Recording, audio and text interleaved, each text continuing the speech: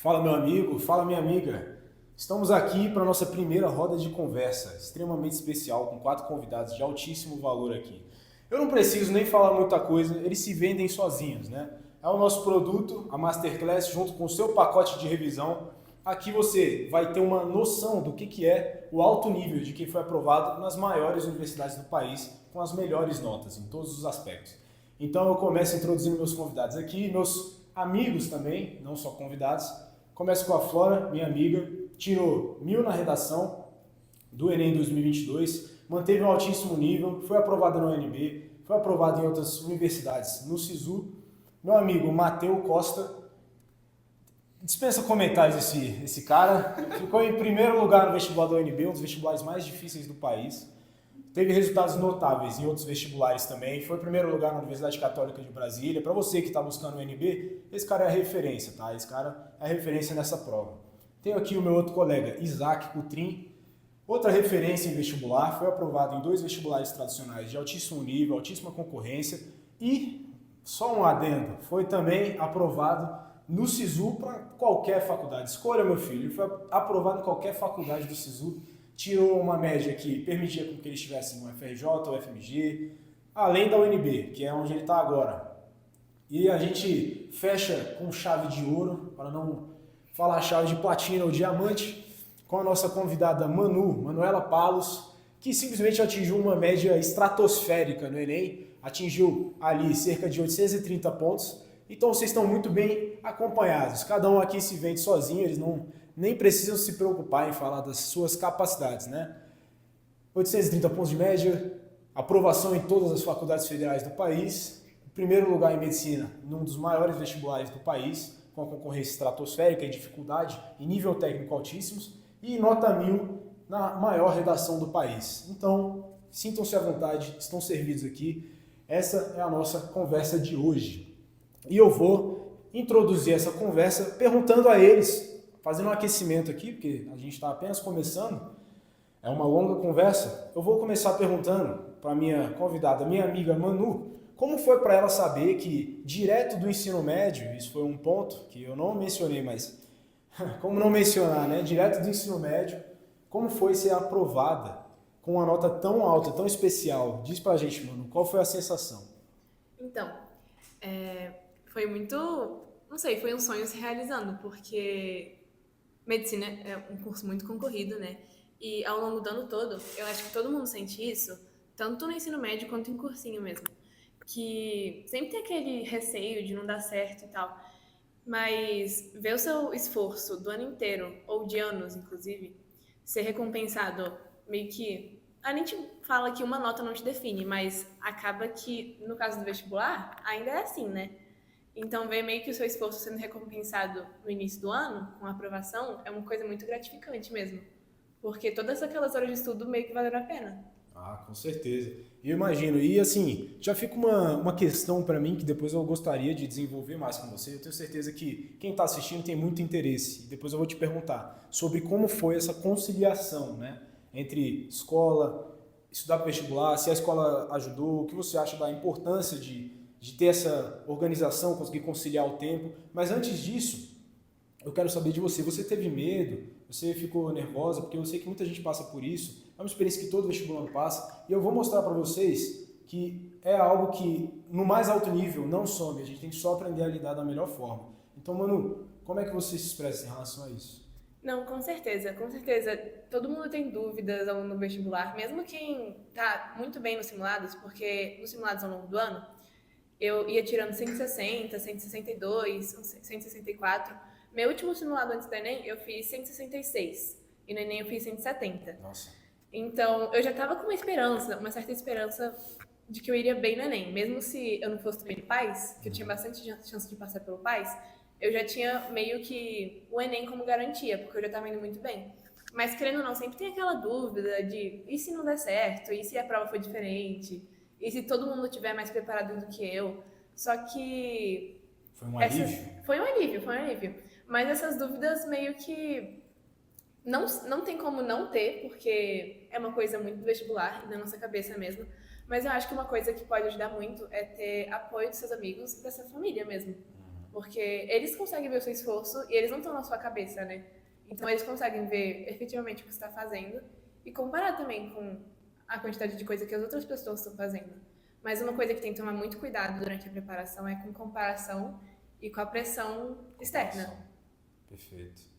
Não, maravilha, mano. Obrigado. Vou agora perguntar por uma outra perspectiva. Perspectiva de um cara que teve outra vivência, enfim, talvez tenha focado em outra prova, mas teve um desempenho excelente. Teve um desempenho de altíssimo nível, assim como a Manu.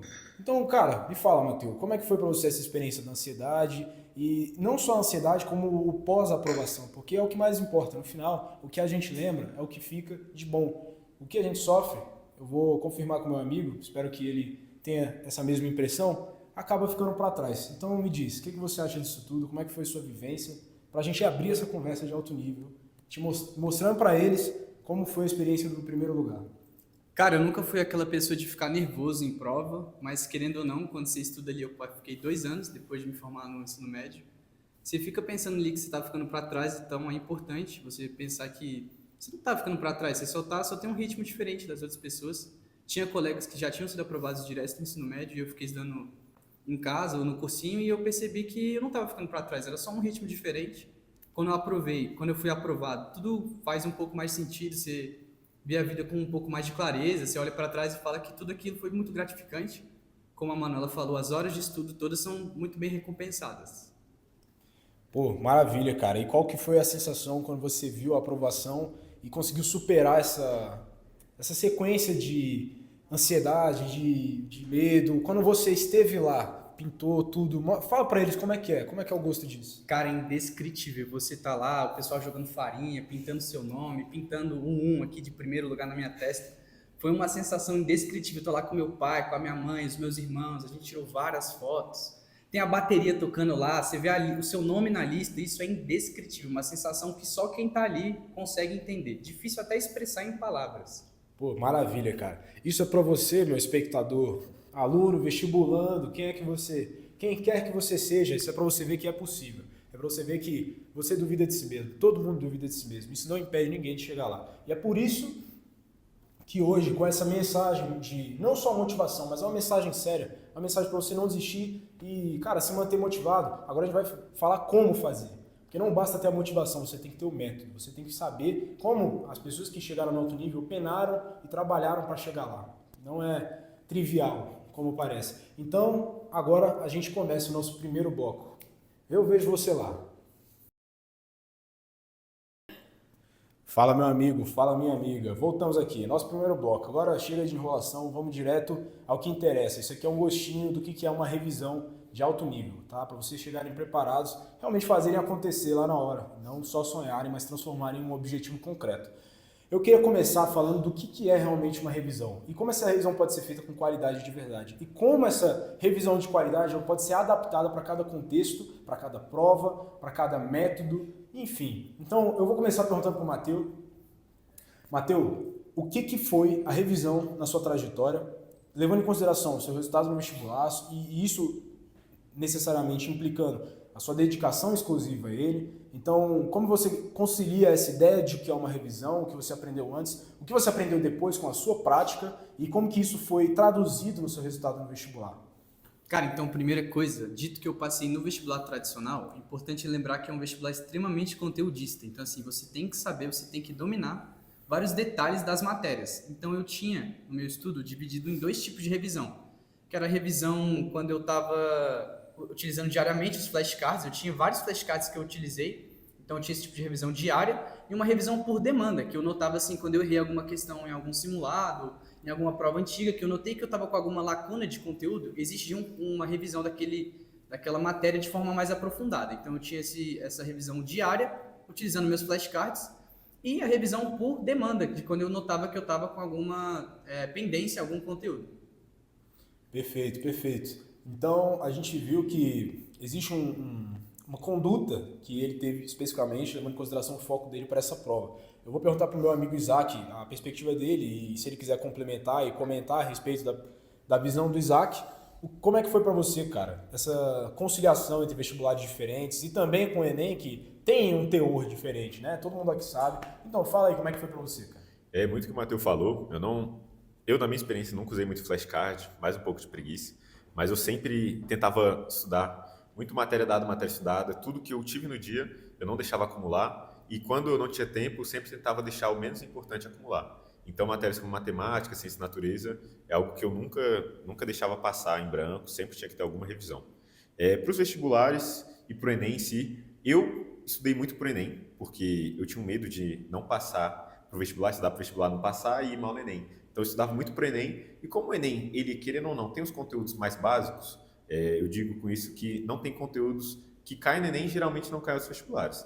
Então, como tem isso, eu focava muito no Enem, e antes das provas dos vestibulares eu fazia um intensivão, fazia várias provas antigas, via as matérias que caíam, as obras, tentava dar uma resumida, e isso eu acho que conseguiu garantir que eu tivesse sempre confiante e que eu soubesse bastante o que ia cair na prova, né?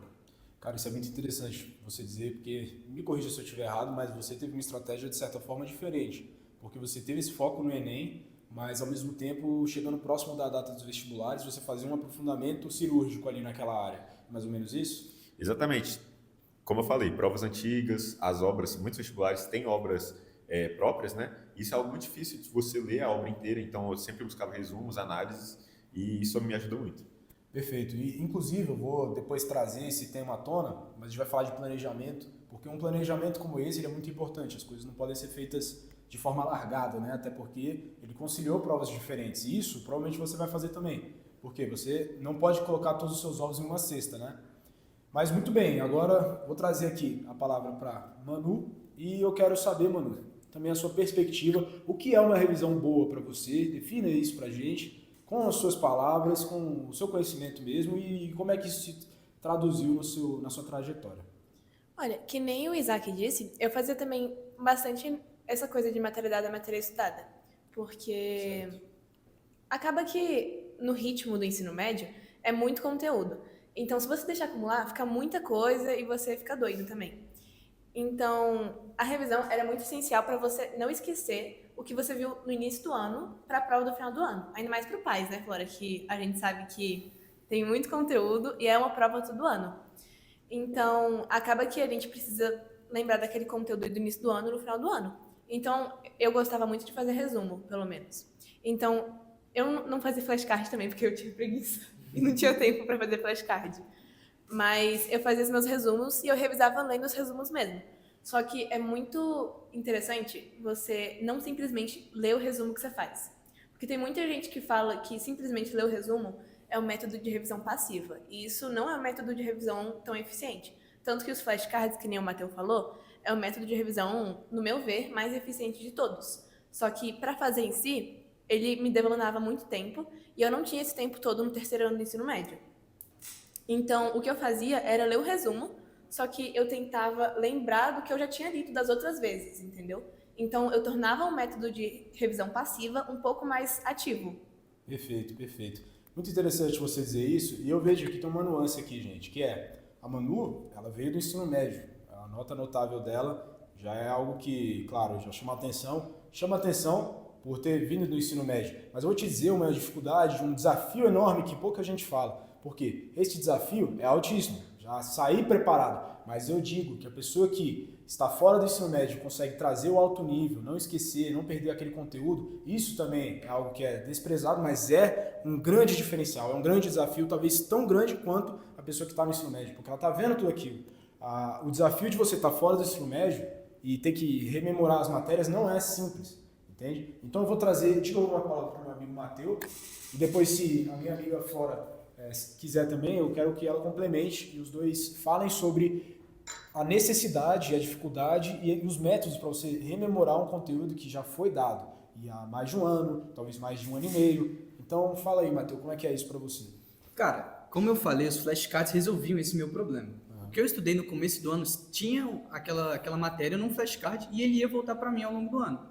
Não tinha muito essa questão de esquecer alguma matéria, porque eu tinha tudo realmente anotado nos flashcards. Eu tinha, basicamente, toda a matéria que eu estudava, eu tinha um ritual. Assistia a aula, fazia boas questões daquele material e fazia flashcards de tudo que eu achava que eu ia esquecer daquela matéria. Então, assim, estava tudo muito bem sintetizado nos meus flashcards. Eu não tinha nenhum caderno durante a minha preparação. Eu utilizava os Anki, os flashcards, como meu caderno. Então, não tinha muito esse problema. Então quer dizer que você tinha um sistema pronto já.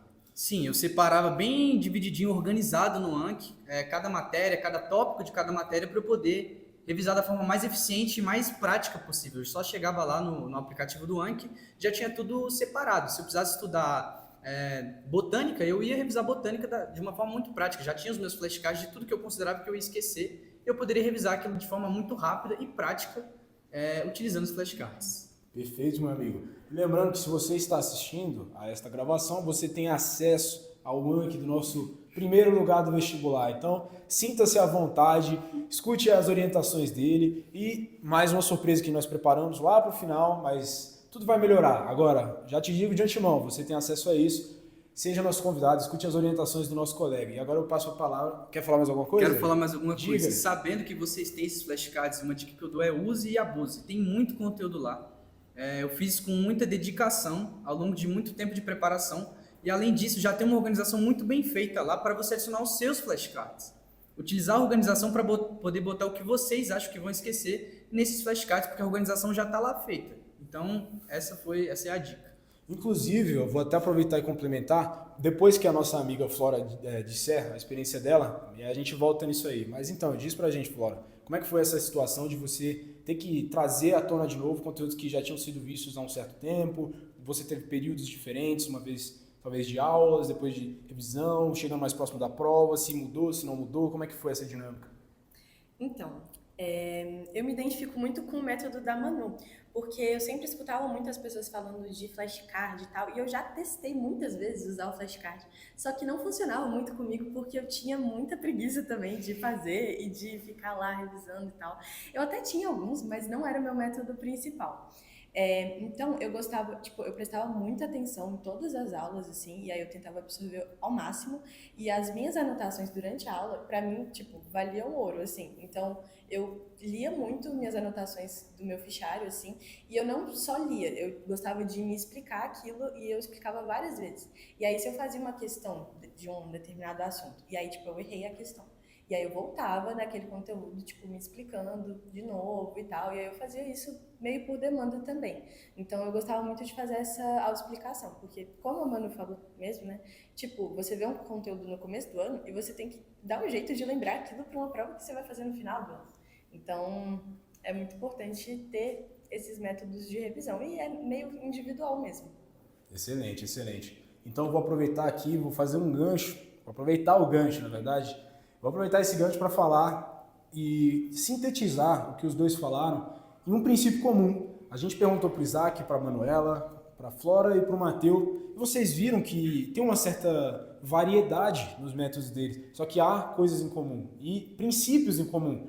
Um desses princípios em comum é a recuperação ativa, entende? Então, nós somos pessoas diferentes, pessoas que os quatro atingiram alto nível no que fizeram, no que se dedicaram, mas os quatro fazendo conforme as suas características. No entanto, apesar da variabilidade que a gente vê na superfície, existem princípios fundamentais que estão por baixo disso tudo.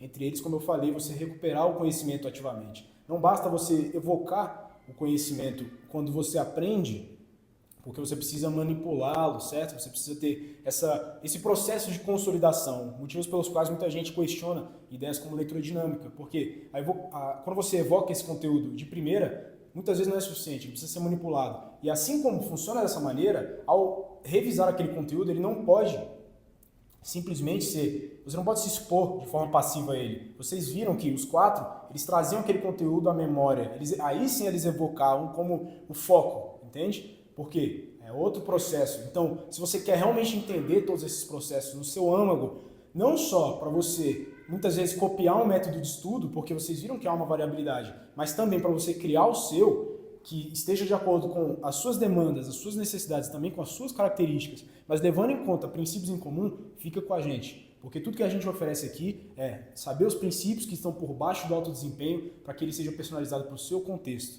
Muito bem. Após essa leve discussão, eu vou trazer agora algo muito interessante e começar pela nossa convidada, nossa amiga Flora de novo. Vamos falar sobre redação, meus amigos, que redação é uma pedra no sapato. Então eu quero saber, a pergunta que não quer calar, a diferença entre revisão de redação, revisão de conteúdos regulares E se há uma diferença, como você fazia, eu quero ver, eu quero saber o momento da revisão e como foi em relação à redação, repertórios, método de escrita, correções, como foi? Conta sem esconder nada, revela os segredos. Então, a redação não tem muito pra onde fugir. Você tem que fazer redação. Tipo, é treino. Só que além do treino, você tem que saber o que você vai treinar, de fato, né? Então, eu gostava muito de ler outras redações da Nota 1000 para me inspirar, porque quando você lê as outras redações, você percebe que tem um padrão de escrita. Então, você tem que escrever o que o seu corretor quer ler, porque assim você vai garantir uma boa nota. Então, quando você tem contato com outras redações Nota 1000, você percebe um padrão nas argumentações, na proposta de intervenção. Então, assim, eu sou contra modelos prontos. Eu acho que você tem que desenvolver o seu próprio método de escrita, porque isso te dá uma segurança também, que você consegue escrever sobre qualquer tema, né? E em relação a repertórios, eu, gostava de usar as coisas da vida, assim mesmo. Então, qualquer coisa pode ser repertório, uma música, um filme, um livro. O seu lazer pode se tornar um repertório na redação, né? Então, eu tinha um caderninho que eu anotava repertórios, assim, possíveis e tal, e eu andava com esse meu caderninho por aí e tal. Então, eu gostava de ler ele e tal. E praticar, tem que praticar e é treino, assim. E, como eu já disse, a redação, ela é bem cartesiana, então você pega o jeito. E sempre que eu recebia uma redação, tipo assim, eu via o que eu tinha errado, né? Qual competência que eu errei, o que eu tenho que melhorar. E aí você vai corrigindo e até atingir uma nota maneira, assim. Perfeito, perfeito. Não, muito legal você dizer isso. E eu queria ainda complementar com uma pergunta, e eu queria saber, você acha que a redação ela é uma montagem ou é uma criação? Diz pra gente, explica, disserte. Eu não acho que para você ir bem na redação você tenha que ser criativo. Pelo contrário, na verdade, ela é meio mecânica mesmo. Então, é técnica, não é criatividade. Claro que se você tem um pingo ali de criatividade, você pode deixar o processo mais divertido. Eu acho que a redação da UNB, inclusive, ela exige um pouco mais de criatividade do que a do Enem. A do Enem é meio robô, assim, mas não exige criatividade ou subjetividade necessariamente. Pode te ajudar, mas... Perfeito, perfeito. Legal. É isso. E aí, nesse processo de montagem, então, não sei se você concorda comigo, aí você esclarece pra gente, você acha que existe, em boa parte desse treino, essa absorção de um processo de montagem, muito mais do que um desenvolvimento criativo, é muito mais absorver um processo de montagem? E além dessa pergunta, quero te perguntar, como você fazia nessa absorção de repertórios ao longo do seu dia a dia para ela ser efetiva? Então, como você foi trazer muitos repertórios? Se você não tinha muitos repertórios, como é que você lidava com poucos? Se tinha muitos, como você os absorveu? São essas duas perguntas.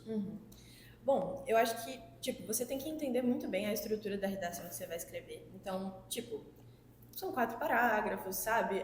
Um de introdução, 2 de desenvolvimento, uma conclusão. No caso do Enem, com proposta de intervenção, então você tem que saber os 5 elementos que tem que estar na proposta de intervenção. E em relação aos repertórios, eu estudava o repertório por meio de eixos temáticos, porque o tema da sua redação ele vai ser um problema e você vai ter que dar um jeito de resolver aquele problema. Então, quando você divide em eixos, aí você vai ter repertório para qualquer tema, sabe? E tem repertórios que eles se encaixam em muitos temas. Então, tem livros que você consegue colocar em temas diversos, assim. Então, por eixos. Então, ambiente, saúde, educação. Você divide em problemas porque isso facilita a sua visão. Então, você vai pegar o tema na hora e você vai saber o que escrever. Isso te dá muita segurança na hora da prova. Então, é isso. Porque você também não tem muito tempo para perder, né? Você tem que pensar rápido e você tem muitas questões para fazer no mesmo dia que você tem que fazer uma redação. Então, é uma questão estratégica. Legal, legal. Para fechar essa parte de redação, porque a gente poderia ficar aqui 1 milhão de anos só falando de redação, imagina do resto. Mas eu vou fechar essa questãozinha de revisão de redação te perguntando qual é a regra número 1 para lembrar do seu repertório e não dar branco na hora, porque eu sei que você dá branco. Então, diga qual é a regra para não esquecer do seu repertório na hora da redação. Bom, como eu já disse, eu revisava muito os meus repertórios com um caderninho de repertório. Então, tem gente que pode gostar de colocar no Anki também, pode ser uma boa ideia, assim. Mas eu acho que para você lembrar, divide por eixos temáticos e aí, para todos os eixos temáticos, assim, você vai ter pelo menos um repertório, porque você tem que ter ao menos um repertório efetivo, né, para validar ali seu argumento e tal. Então, acho que é isso. Tem que ter É aquele treino. em mente, né? Tem que ter o repertório em mente Isso. ali na hora, para cada É momento, treino. né? E tem alguns que são coringa. Então, tipo, se você não souber um extremamente específico para aquele tema, tem repertórios que se encaixam em várias coisas. Então, acho que Perfeito. repertório coringa é muito importante. Perfeito, perfeito. Então a gente está aqui falando de revisão, a gente poderia ainda falar de 1 milhão de coisas, mas eu vou sintetizar isso tudo para a gente poder passar para outra fase em quais são as regras de ouro da revisão no geral. E aí eu pergunto para cada um, começando pela amiga Manu, quais são as regras de ouro? Número, tipo, enfim, fala assim, cara, faça isso e é o básico para a sua revisão ser boa, para você atingir 830 pontos de média. Olha, eu digo que tem 3 principais regras que eu seguia. A primeira de todas é constância, porque revisão é um negócio, sinceramente, que eu achava muito chato. Ainda mais lendo resumo, eu acho que flashcard talvez fosse um pouco mais legal, que era um pouco mais dinâmico e tal. Sim. Mas lendo resumo, pelo menos, era um negócio muito chato. Então, a primeira coisa é constância, porque mesmo sendo chato, você vai ter que fazer, porque é essencial para você conseguir chegar no final do ano e saber o conteúdo. A segunda regra que eu imagino que é a minha segunda regra de ouro para revisão é começar pela revisão. Porque, que nem eu disse, revisão é um negócio muito chato. Muito, muito chato. Então, sempre que eu deixava pro final da sessão de estudos, eu não fazia. Porque eu ficava com preguiça e eu simplesmente não fazia. Eu falava que ia deixar pro dia seguinte, só que eu nunca fazia. Então, isso pegava no negócio da constância, né? E a terceira regra de ouro é que você não precisa se ater a só um método de revisão. Eu, por exemplo, eu revisava bastante com resumo, só que eu também revisava bastante com questão, porque eu fazia matéria dada, matéria estudada, e aí eu resolvia a questão sempre que o professor terminava o capítulo na aula. Mas quando vinha a prova na escola também, eu revisava, e revisava com questão também, para a prova, inclusive. E nos simulados também, ao longo do ano, eu ia revisando, tanto da escola quanto as provas antigas mesmo. Então, você tem que sempre que lembrar que fazendo as provas antigas já é um método de revisão. Você não precisa revisar além das provas antigas, obviamente, mas ter essa tranquilidade de pensar que meio que tudo que você está fazendo como estudo é um método válido de estudo, se está ajudando a aumentar seu conhecimento e o seu número de acertos, principalmente, né? Maravilha, acho muito interessante, inclusive, complementando o que a Manuela falou, é a ideia de você aproveitar tudo que você tem. Muitas vezes a gente quer fugir de ambientes e fontes de informação que não são tão prazerosos, não são tão palatáveis para a gente, mas a capacidade de lidar com todas essas fontes de informação e poder absorver o máximo de cada uma delas é algo que os estudantes de alto nível fazem, tá? Então agora eu pergunto para o Isaac, 1, 2, 1 milhão de regras, quantas ele quiser, de ouro para o que é uma revisão de qualidade, de alto nível. Luca, eu concordo muito com a Manuela. As questões antigas, para mim, é o ideal. Você tem que fazer para você entender como pode ser abordada a matéria na prova. Obviamente, eu acho que você tem que ter um bom conhecimento teórico antes de partir para as questões, porque senão você vai ficar num loop infinito de errar, e você não vai aprender. Outra coisa que eu quero falar é algo mais diferente, que é algo que eu usava muito, que é fazer questões extremamente difíceis. Aquela questão do ITA que cai nessa prova, aquela questão da Unicamp. Você tem que fazer ela por quê? Muitas matérias, química, física, matemática, elas demandam de você um raciocínio para você resolver a questão. E para você não ter que depender de desenvolver esse raciocínio no meio da prova, seria muito interessante se você já tivesse visto alguma questão parecida antes. Então, eu gostava muito de fazer questões da FUVEST, do ITA, porque, mesmo eu não sabendo, a correção dessa questão que eu via no YouTube ou com algum professor já me auxiliava muito nesse desenvolvimento de raciocínio. Você considera isso uma regra de ouro para uma revisão de alto nível? Cara, eu acho essencial. Questões difíceis para mim é algo que me ajudou muito na minha jornada e eu acho que foi um diferencial. Cara, maravilha. Então vocês já viram aí uma contribuição para você elevar o seu nível de raciocínio técnico, né? Pô, muito legal. Então agora eu pergunto pro meu amigo Matheus, mesma coisa, cara. Dá sua regra de ouro para uma revisão do primeiro lugar num vestibular tão complexo. Cara, acho que eu tenho 2 dicas para dar, dois tópicos importantes de se falar, que é o quê? Revisar de forma ativa. Puxando o gancho do que a Manuela falou, ela falou que utilizava muitas questões e eu também utilizava muitas questões além dos meus flashcards. Você está com dificuldade de conteúdo, você acha que vai esquecer algum conteúdo? Pega uma lista de questões, pega uma boa lista de questões e revisa.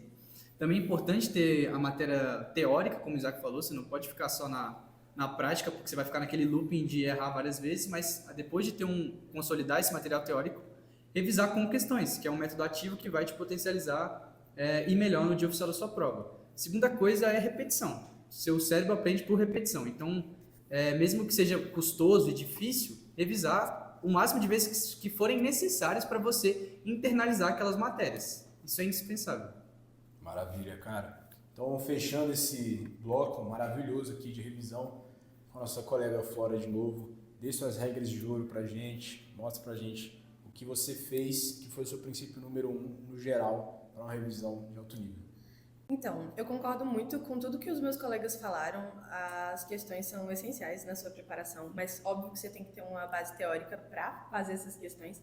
Concordo muito com o que o Isaac falou de fazer questões difíceis, porque geralmente a gente vê ali FUVEST, Unicamp, você fica com medo de fazer a questão e errar. Só que você errar essa questão pode ser muito importante na sua prova, porque ela é um diferencial. Então, se você acertar essa questão na sua prova, isso vai te colocar na frente de outras pessoas, né? Então, tem que perder o medo das questões difíceis porque são raciocínios importantes. E outra coisa é que eu confiava muito nos meus professores do cursinho. Então, eu pensava, cara, se eu lembrar da maior parte das coisas que eles estão me falando durante a aula, eu vou conseguir realizar uma boa prova. Então, eu anotava muitas coisas durante a aula e eu revisava muitas minhas anotações justamente porque eu confiava muito nos meus professores. Então, eu acho que isso é importante. Maravilha. Eu queria pontuar uma coisa, Fica à vontade, que é a importância de errar. Você errar uma questão é importante para você aprender. Às vezes você pega, faz uma lista e você acerta ela inteira. Você não aprendeu nada com aquela lista. O importante é você pegar questões mais difíceis, se desafiar, porque é errando que a gente aprende. Assistindo uma resolução no YouTube, perguntando para algum professor, se desafiando é que você consegue subir o nível, subir um degrau na sua preparação. Não ficar naquele conhecimento basal, aquele conhecimento fácil, acertando tudo que você faz. Você tem que buscar a dificuldade, na minha opinião. Excelente. Então, muito legal essa discussão. E eu vou dizer uma coisa que eu percebi, porque eu também estou expectando essa conversa de alto nível aqui. Mais um princípio por detrás dos panos aqui, que sustenta todas essas práticas, é se manter sempre evoluindo. Se manter sempre buscando elevar o seu nível de raciocínio. Nenhum deles chegou a um certo ponto e falou assim, não, agora eu sei tudo, então eu não quero mais refinar minha capacidade de resolução, minha capacidade de interpretação. Isso não acontece. Não existe um momento de revisão em que você larga o seu aprimoramento para talvez manter um protocolo que você criou. Não funciona dessa forma. Você percebe que o alto nível é sempre buscar melhorar.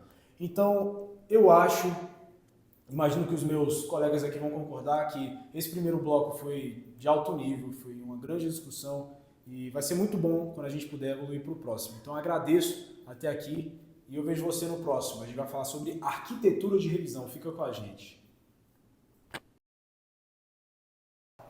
Então, voltamos aqui no nosso segundo bloco. Agora a conversa é sobre arquitetura de revisão. Ah, o que é arquitetura de revisão? Meu irmão, é sobre planejamento. Planejamento, isso é a coisa mais importante de todas. Você pode ter um monte de ideias, sem a sua organização, elas não vão virar ações, não vão sair do papel.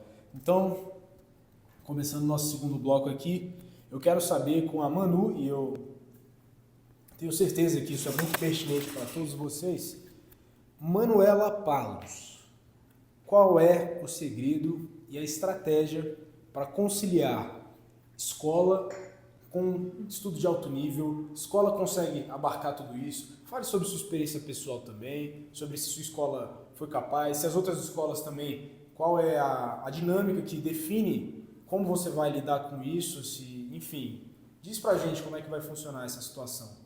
Então, no meu caso, a minha escola, ela dava todo o conteúdo do ensino médio no primeiro e no segundo ano, e o terceiro ano acabava que era só uma revisão. Então, o terceiro ano tinha muito conteúdo, só que os conteúdos eu meio que já sabia todos eles, porque eu já tinha visto no primeiro e no segundo ano, e eu peguei muito pesado no estudo, tanto no primeiro quanto no segundo ano. Então, eu tinha uma base muito boa já quando eu cheguei no terceiro ano. Então, o que eu fiz mais mesmo foi revisar todos os conteúdos a fundo, e focar mais nos que eu tinha mais dificuldade, como eletromagnetismo, que foi uma pedra no meu sapato no ano passado. E eletroquímica também, que antes era uma grande dificuldade minha, mas eu estudei a fundo e eu consegui resolver todas as questões. Mas a base para você conciliar ensino médio com vestibular entender, principalmente, no meu caso pelo menos, que os conteúdos que caem no vestibular são os mesmos conteúdos que os seus professores estão dando na escola. Então, eu via muita gente falando, não, mas eu tô só conseguindo estudar para as provas da escola, não tô conseguindo estudar para o vestibular. Mas se você tá fazendo um estudo bom para as provas da escola, acaba que você também tá estudando para os vestibulares. O que eu acho que pega para algumas pessoas é que a escola não tem esse método de fazer revisão no terceiro ano, né? Então, acaba que é conteúdo novo no terceiro ano. Aí dificulta um pouco essa noção, porque no Enem cai conteúdo do ensino médio inteiro, né? No PAS 3, às vezes até dá uma facilitada isso, porque você está vendo conteúdo só daquele ano. Mas para o Enem, realmente, para os outros vestibulares, é essencial você ir revisando os conteúdos dos anos anteriores. E então a chave para você conciliar esses dois mundos é entender que os conteúdos são os mesmos, e se sua escola no terceiro ano, ela não dá o conteúdo todo do ensino médio, revisar esses conteúdos por fora mesmo, por conta própria. E eu gostava, que nem a Flora falou, eu gostava muito de ver aula. De plataforma online mesmo, eu gostava muito de ver aula porque eu me sentia mais segura e mais confiante, mesmo com os conteúdos que eu já tinha visto. Então, é fazer muita questão também e ver ao longo do ano quais que são as suas pendências. Perfeito. Então, pessoalmente, você acredita que se você não estivesse em uma escola que tem essa dinâmica de revisão, você planejaria com os 2 anos iniciais focando em absorção, o terceiro ano tendo um viés mais híbrido? Como é que é isso? Como, se você estivesse nessa posição de uma escola tradicional, que a maioria das escolas como é que você faria? Hoje, pensando, voltando, como é que você planejaria exatamente, né? Reiterando o que você já disse. Olha, eu acho importante salientar que passar no vestibular não é um processo de 1 ano. Tanto que tem muita gente que fica bastante tempo no cursinho, né? Mas quem passa direto do terceiro ano do ensino médio também, não é um processo de só 1 ano de estudando. Eu estudo com bastante intensidade desde o 8º ano do ensino fundamental 2.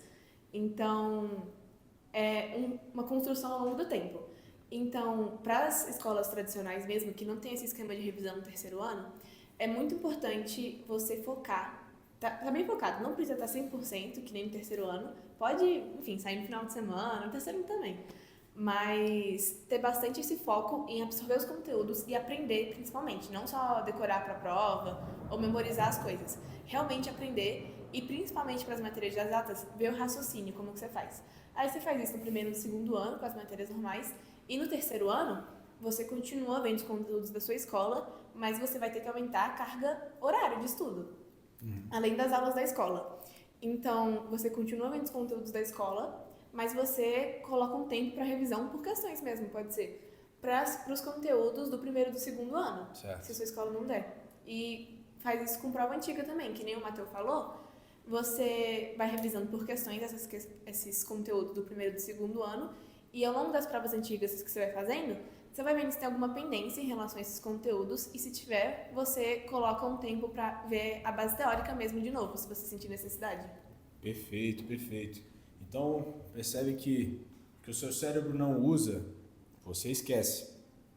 Necessariamente você precisa fazer essa revisitação, né? Então, obrigado, Manu. Eu vou trazer esse mesmo framework de planejamento, só que agora com o viés de planejar para múltiplos vestibulares. Como é essa necessidade, essa adaptação para você estar pensando em várias provas ao mesmo tempo, sendo que elas são diferentes, elas muitas vezes cobram com nuances diferentes? Então fala pra gente, cara, como é que é isso, Isaac? Cara, eu vou falar algo agora que foi durante algumas conversas minhas, até com o Matheus, que é um cara que eu converso muito sobre estudo com ele. Foi algo que eu aprendi e que quando ele falou, eu falei, cara, eu realmente fazer isso, que é não deixar nenhum detalhe passar. Se você quer passar em qualquer prova, você não pode ser aquele tipo de pessoa que vê a matéria e fala, isso não cai no Enem, não vou estudar, vou deixar de lado. Você não pode. Eu vou dar um exemplo meu aqui. No terceiro ano do ensino médio, eu quase passei no vestibular do UNB e eu sinto que eu não passei porque tinha um bloco de questões no UNB totalmente sobre leis de Kepler e eu nunca tinha visto aquilo, que eu falei, isso nunca cai no Enem, então não vou revisar. E eu acho que custou minha aprovação.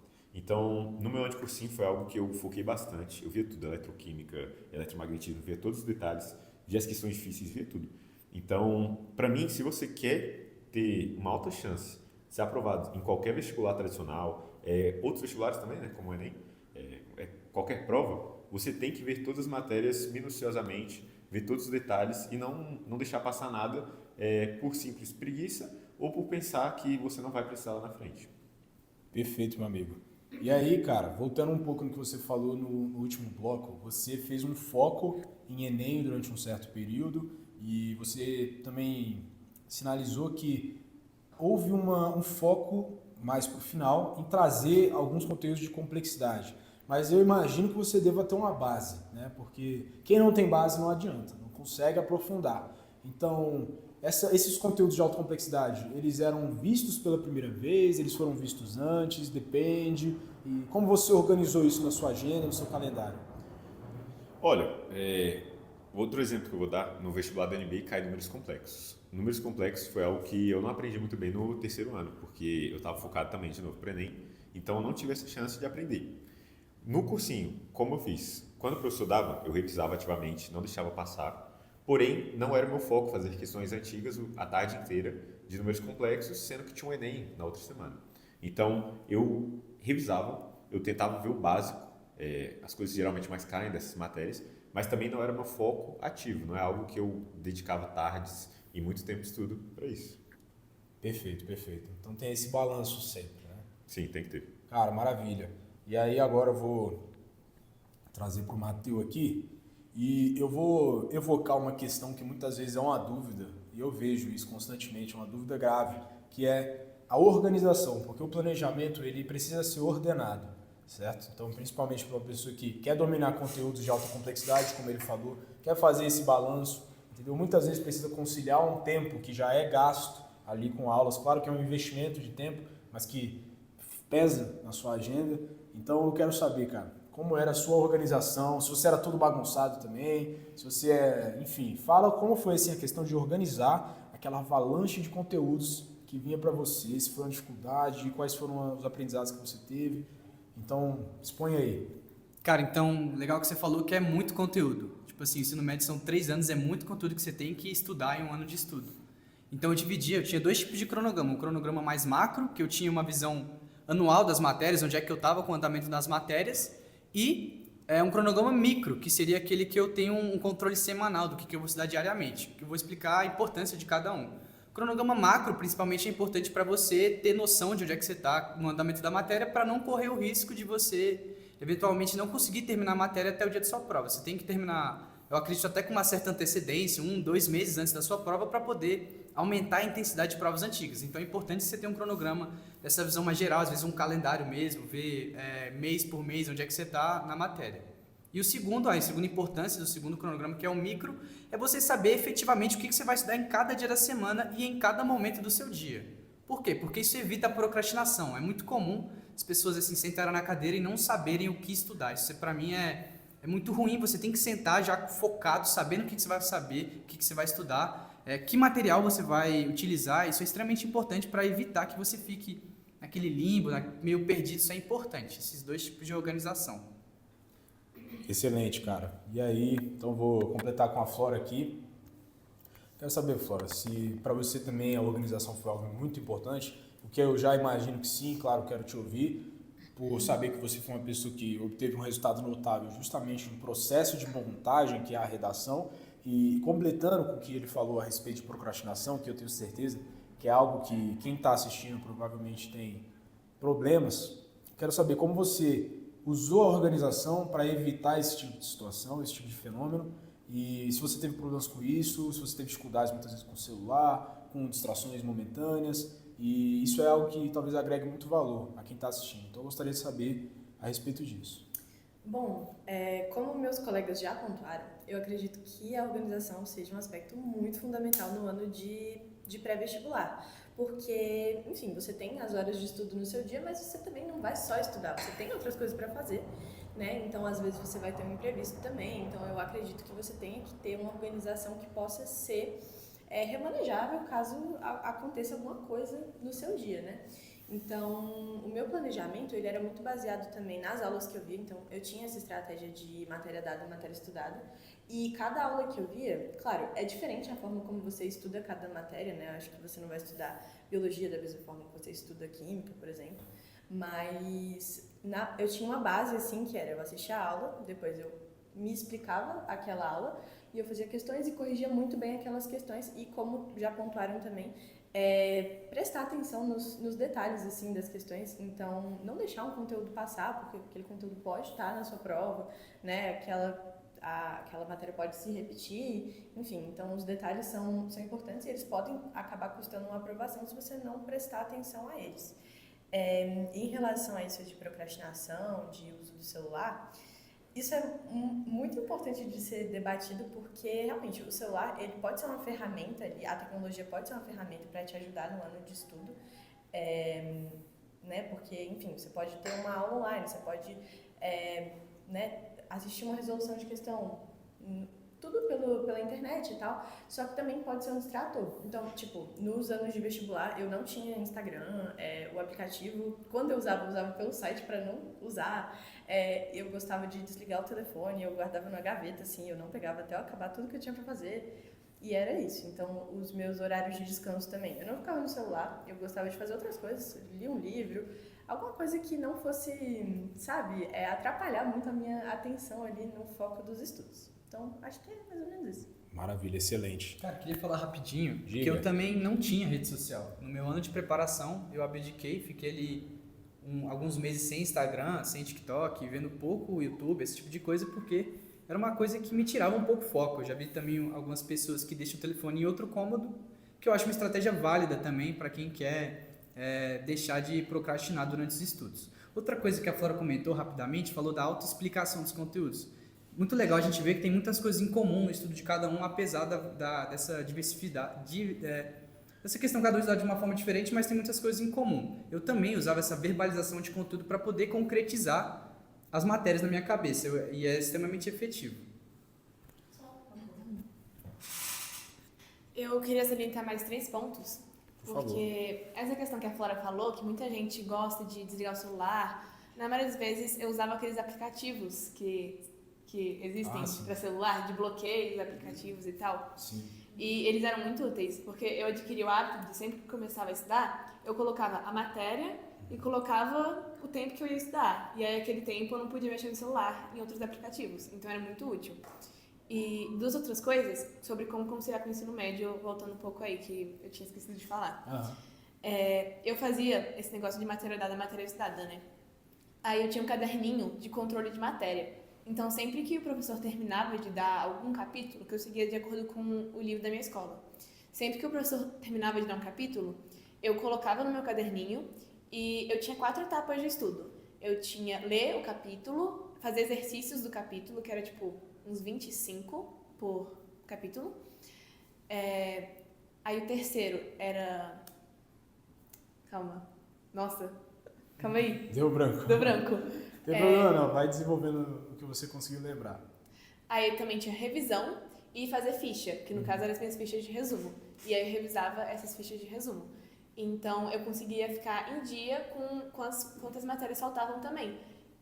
Principalmente do que eles já tinham dado na escola, porque é muito conteúdo, né? Então eu acabava acumulando de vez em quando. Então isso era interessante para eu ver quanto que eu já tinha feito para me motivar e quanto que faltava ainda para eu ter uma noção de onde que eu estava. E isso eu fazia principalmente no primeiro semestre, que era um pouco mais tranquilo de ficar vendo matéria nova. No segundo semestre do meu terceiro ano, eu foquei mais naquelas matérias... Desculpa. Tudo bem. Eu foquei mais naquelas matérias que eu tinha mais dificuldade. Então, eu peguei uma lista com todos os conteúdos do ensino médio que iam cair nas provas e eu fui assinalando. Esse conteúdo tem mais dificuldade, eu acho que eu preciso de mais tempo para estudar ele mais a fundo. Tipo, eletromagnetismo, que eu já comentei, eletroquímica também, análise combinatória, eu fiz isso também. Então, com base nesses conteúdos, eu peguei materiais específicos para cada matéria. Por exemplo, análise combinatória, eu perguntei para o meu professor o melhor livro de análise combinatória e fui estudando com base nesse livro. Eletroquímica, perguntei para o meu professor de química o melhor livro de eletroquímica e estudei com base nesse livro. Legal. E aí eu fui bem fundo nesses conteúdos específicos, porque a diferença, quando você já está com uma quantidade grande de acertos, a diferença entre a sua aprovação ou mais um ano de cursinho é aquela questão que você não sabe fazer. Detalhe. Então é muito importante você focar nos conteúdos que você não tá tão bem. Legal. Pô, excelente. Isso aí é o ouro puro, meus amigos. Isso aí é o creme de la creme de dicas, né? O alto nível. Concorda, não é? Concordo. Pois é, não tem jeito. Então, eu vou até complementando esse planejamento de alto nível. Revejam isso, deem replay, pause e vejam todas essas dicas que ela deu, porque é ouro, como eu disse. É como fazer um planejamento. Eles provavelmente têm dinâmicas semelhantes e antes de eles complementarem, caso queiram, eu vou trazer para uma coisa que é extremamente pertinente e é sobre foco. É sobre uso de celular, Instagram, TikTok. Tudo isso, cara. Vocês viram que tem pelo menos 2 aqui que evitavam ao máximo ter rede social. Se não cortavam, deixavam no mínimo possível. Por quê? Gente, alto nível de foco, de raciocínio. Você tem que ser capaz de manter a sua concentração em uma coisa só, que muitas vezes não vai ter o mesmo pico, muitas vezes não, nunca não vai dar o mesmo pico de dopamina que daria um aplicativo, certo? Então eu vou até confirmar com os outros 2 colegas aqui o que eles faziam em relação a isso, se eles tiveram dificuldade, estratégia, e enfim, eu vou levantar essa discussão a respeito do foco. Então diz, Isaac, como é que foi rede social para você, distração? Cara, o meu vai ser um pouquinho diferente deles aqui, porque eu não consegui apagar o Instagram. Legal, cara. Eu legal você falar isso. tenho um semi-vício em redes sociais. Legal, cara. E eu aceito que me atrapalhou. Eu podia ter ido melhor ainda. O que eu fazia para não atrapalhar era botar no não perturbe o celular. Mas eu nunca consegui chegar nesse nível de desligar o celular. Então é algo que eu admiro muito, porque realmente houve sessões de estudo que foram prejudicadas pelo celular. 100%. Isso é algo inegável. Então é algo que eu recomendo. Hoje em dia, pessoas me perguntam, eu sempre recomendo. Deixa o celular em outro cômodo. Tenta não ter contato nenhum com distrações. Seja estar em um lugar silencioso, seja não estar com o celular. Então é muito sobre isso mesmo. Não, isso é ótimo você falar isso, sabe por quê? Prova que quem está aqui é humano também. Quem está aqui também teve dificuldade, também lidou com distrações, lidou com, às vezes, procrastinação, é normal, todo mundo teve isso aqui.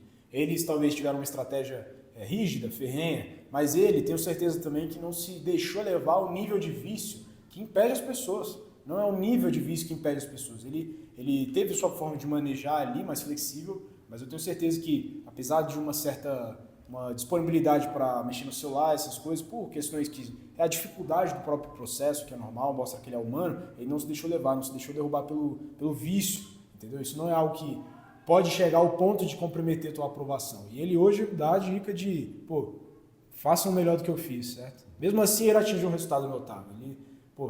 Ele complementa o que ele poderia ter feito com mais experiência, porque a gente também aprende pelas nossas falhas, né? Exato. Então, cara, agradeço demais aí pelas dicas, pela honestidade. E eu quero estar para fechar sobre esse assunto da Manu também, que teve que conciliar muitas horas de estudo, uma rotina apertada. Como é que foi para você? Olha, pessoalmente, eu nunca tive Instagram. Eu tinha até a conta, mas eu nunca tive acesso à conta. Porque minhas amigas criaram no ensino médio e elas que ficavam repostando as coisas, de aniversário, essas coisas. Então, eu nunca tive problema com o vício de Instagram por causa disso. Mas eu ficava sempre mexendo no WhatsApp, até hoje, na verdade, sempre vendo, as mensagens que chegavam, e Pinterest também, infelizmente. Então, no Pinterest, principalmente, né, porque o WhatsApp não dá pra apagar, no Pinterest eu fui e apaguei mesmo, porque não dá pra ficar com essas distrações todas, e como você disse, é um nível de dopamina muito rápido, que vai ser muito mais satisfatório do que uma sessão longa de estudos. Mas não vai ser isso que vai fazer você ser aprovado, né? Sim, com certeza. O processo é difícil, gente. Então, assim, a lição aqui, galera. A gente viu que dos 4, 3 se obrigaram a fazer. E o Isaac, hoje, tenho certeza que se obrigaria e, de qualquer forma, ele não se deixou levar pelo vício. Tenho certeza disso. Então, a lição que fica aqui é clara, né? Não scrollem. Se você scrolla, para de scrollar, por favor. Faça isso por si mesmo, certo? Então, eu vou fechar esse bloco incrível aqui, trazendo à tona de novo o nosso tema principal, que é a arquitetura da revisão em si. Ou seja, eu quero perguntar para vocês uma coisa mais lúdica, mas que faz sentido. Vocês vão ver, porque traz à tona princípios que estão, como eu falei, por debaixo dessas estratégias de alto nível. E se vocês fossem arquitetos e o planejamento de estudos de vocês durante 1, 2 anos, ou meio ano, ou os 3 meses da revisão, fossem um prédio, Se tudo isso fosse um prédio, vocês fossem os arquitetos, como vocês projetariam as paredes, como vocês projetariam a entrada, a saída, ou seja, o início, o meio, o fim, como é que isso foi para vocês? Vejam como arquitetos digam para a gente isso, para que os nossos espectadores aqui também possam se imaginar como os arquitetos do seu próprio planejamento, digamos. Então, comece pela Flora. Se você fosse arquiteta do seu planejamento fosse o Taj Mahal, como é que você faria? Bom, assim, eu tinha um caderninho, exatamente, que eu anotava, que eu gostava de visualizar o meu planejamento. Porque, como o Matheus falou, é muito importante você, tipo, sentar para estudar e saber exatamente o que você vai fazer. Porque você ficar lá olhando para a parede, pensando, nossa, o que eu vou estudar hoje? Isso, você perde muito tempo com isso. E é um tempo precioso, assim. Então, eu gostava de visualizar exatamente o que eu ia fazer. E eu anotava, assim, no meu caderninho, a aula que eu ia revisar, as questões que eu ia fazer. E eu botava até, tipo, eu gostava de fazer bonitinho mesmo, colorido, pra ficar bem visual, assim. Então, era uma coisa que funcionava pra mim, assim, planejar exatamente o que eu ia fazer no meu dia. E eu não necessariamente me baseava em quantidade de horas de estudo. Eu colocava as atividades que eu ia fazer e eu parava de estudar quando eu terminava essas atividades. Independente se eu tinha terminado 4 da tarde ou, tipo, 10 da noite. Eu ia até terminar. Ah, entendi. Interessante. Você ia e colocava assim, trabalho feito, trabalho dado, trabalho cumprido. Então, Isso. perfeito. Pô, muito interessante. Então, diz pra gente também, Matheus, se foi parecido com a Flora, se foi diferente, essa questão de trabalho dado, trabalho cumprido, se você tinha um limite de horário, porque isso varia também, né? Então, como é que é? Fala pra gente aí, arquiteto. Cara, eu também tinha isso de ter trabalho, missão dada, missão cumprida, mas com adendo. Eu nunca deixei de ter uma boa noite de sono caso eu precisasse. Se chegasse ali perto de 9, 10 da noite, eu tava morrendo de sono, mas eu tinha coisa para estudar, eu priorizava o meu sono. Eu dedicava, eu pensava que o sono era mais importante do meu estudo naquele momento, porque o sono é importante para você concretizar a memória da matéria que você já estudou e é importante para te recarregar as energias para você conseguir ter uma boa sessão de estudos no dia seguinte. Então, assim, eu acho legal isso de ter esse pensamento focado, missão dada, missão cumprida, mas eu evitava tirar noites de sono para estudar. E pegando a analogia do prédio que você comentou, de planejamento, acho que o meu prédio seria o mais quadradão possível, todas as paredes brancas, sem um pouco do colorido que a Flora falou, porque na minha cabeça faz mais sentido eu sentar e eu saber exatamente o que eu tenho que fazer, evitar um pouco esse frufru aí que a Flora comentou. Mas, Cara, legal, basicamente entendi, isso. entendi. Então tem uma diferença aí, né? O que funciona para cada um, mas muito legal. E ele falou uma coisa que é essencial, cara, que é o sono. O sono é algo que não pode ser negligenciado, realmente. Tenho certeza que a Flora também cuidava disso, né? Que é alto nível, cara, precisa dormir, descansar. O descanso, ele não é mero descanso, ele faz parte do seu trabalho mesmo, ele faz parte das suas obrigações. Você precisa descansar seu cérebro, ele está pronto para mais. Fala pra gente, arquiteto, como é que foi isso? Seu prédio é quadrado, colorido, redondo, oval? Cara, se eu tivesse um prédio, arquitetar para ser minha revisão seria Burj Khalifa. seria o melhor prédio de todos. Mas agora falando de verdade, o que o Matheus falou do sono é algo essencial mesmo. Um adendo é que pode influenciar o seu cansaço sendo acumulado, né? Então, gerar um burnout é algo que muitas pessoas sentem. Geralmente nessa época mesmo, de segundo semestre, né? Pô, tô cansado, já tô estudando o ano inteiro, não aguento mais. Então, por isso que é muito interessante você ter um sono bem regulado, para você evitar esse acúmulo de cansaço, né? Da parte de arquitetar mesmo a revisão, é algo que também ajuda muito contra a procrastinação. Que você chegar numa sessão de estudos com já organizado o que você tem que fazer, pô, vou começar com química, depois com a matemática, vou estudar questões, fazer isso, já te ajuda muito a ter esse norte a não ter a procrastinação. Porque às vezes muitas pessoas, eu vejo isso de colegas mesmo, começam a estudar e não sabem o que vão estudar. Então, pô, hoje eu quero estudar, mas o que? Não sei, vou abrir o livro, o que teve hoje, sei lá. Então é muito interessante eu começar os meus estudos já anotando no meu computador, ele tinha um lugarzinho ali para anotar, é uma listinha de tarefas do dia. Então, hoje vou ver uma videoaula de eletromagnetismo, fazer as questões do capítulo de tal coisa, fazer uma apostila do Enem. Então, essa organização ela realmente ajuda contra a procrastinação, por você já ter um objetivo. E isso é algo que eu acho essencial. Legal, cara. Manter uma linha de planejamento concreta, né? Não se perder no meio ali, no vácuo. Perfeito. Então, eu vou fechar aqui o nosso raciocínio de arquitetura com a Manu, com seus 830 de média. Vamos lá, conta pra gente sobre o seu prédio, que foi um prédio alto, né? Tá, então, como eu já disse, eu fazia maternidade e maternidade, né? Certo. Então, essa listinha que todo mundo aqui fazia, eu fazia com base no que os professores davam de manhã. E era até engraçado, porque meus professores, eu enchia o saco deles. Eu falava assim, vocês já terminaram esse conteúdo? Vocês vão terminar quando esse conteúdo? Quando que vocês vão terminar? Só pra me programar. Eu realmente enchi o saco, mas é bom pra ter uma noção, sabe? E você vê ao longo da semana o que você precisa fazer.